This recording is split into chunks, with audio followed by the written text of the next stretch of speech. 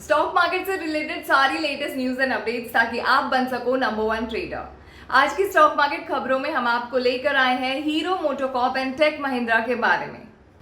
Hero MotoCorp, the company is gearing up to expand its electric two-wheeler range while upgrading its existing sales infrastructure to enhance premium play as part of its future growth plans, according to its newly appointed CEO Niranjan Gupta. Outlining the company's 3 priorities in the midterm, he noted that it would focus on bolstering its presence in the premium segment, expanding the commuter segment, and achieving leadership in electric two-wheeler segment. Tech Mahindra. Life Insurance Corporation of India (LIC) has raised its stake in IT firm Tech Mahindra Limited by about 2% through an open market acquisition.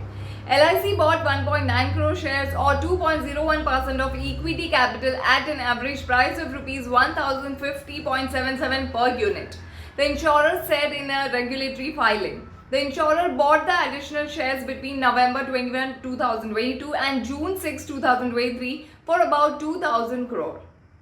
अभी के लिए इतना ही, मिलते हैं कुछ और new market updates के साथ।